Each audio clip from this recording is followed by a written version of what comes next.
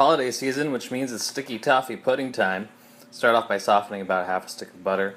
Then we're going to slice up about 8 ounces of these pitted dates and put them in this saucepan. So we'll be back once I do that slicing. Peace. Alright, we're going to take those sliced dates, put them in a saucepan, add about half an ounce of rum, and then enough water to cover it. Set it on your stove at low heat and just sort of get it boiling.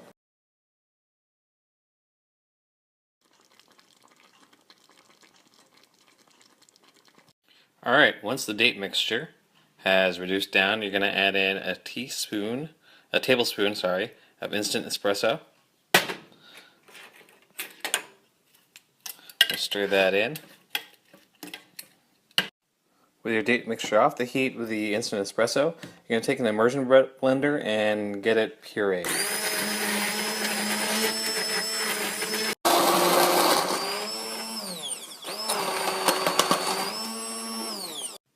Once your date mixture is all pureed and the espresso put in, we're going to go ahead and take it off and cool it off in our fridge. Okay, while you let the date mixture cool for 15 minutes, what you're going to do is you're going to take 3/4 cup sugar and add it to the softened butter, and you're going to start creaming that together. Okay, once your butter is creamed, you're going to add a teaspoon of vanilla extract. Go ahead and set the butter aside. Take your cool date mixture and add a teaspoon of baking soda and mix that in. It's going to fizz up. It's pretty awesome.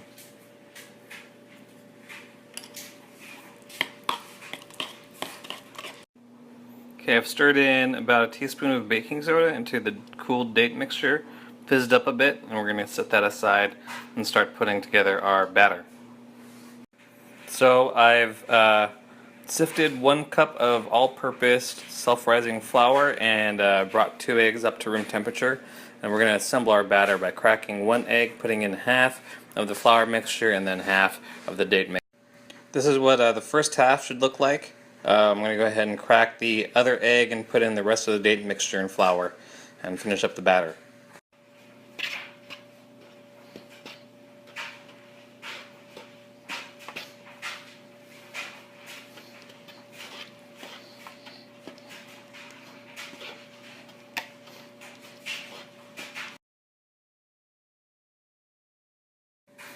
Alright, now we're going to take the batter and put it into a 9-inch greased baking tin.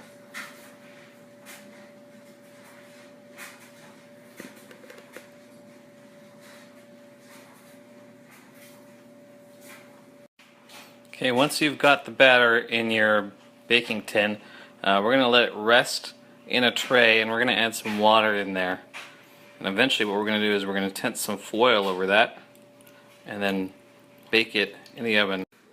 Okay, I've placed the tin with the batter, with the tray with some water, tented it with foil in the oven at 350 for 30 minutes, and you're going to want to check it. While the date cake is baking in the oven, you're going to make the toffee sauce, which consists of 1 1/4 cups of brown sugar, half a stick of butter. Place it in a saucepan, set it on low, and just kind of leave it alone. It's all going to melt and start bubbling. It's going to be awesome.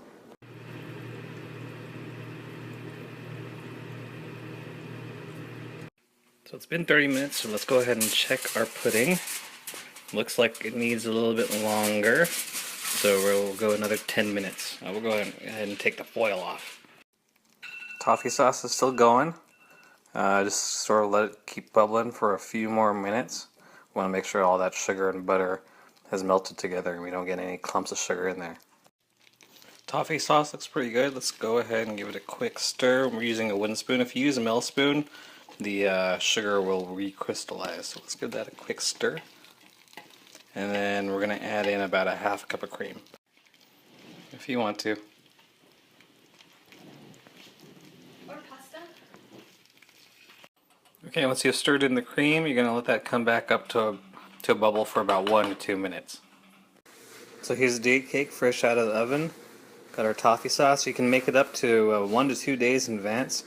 Cut them up into squares, serve with some ice cream, and you're going to have yourself a Happy New Year. What up?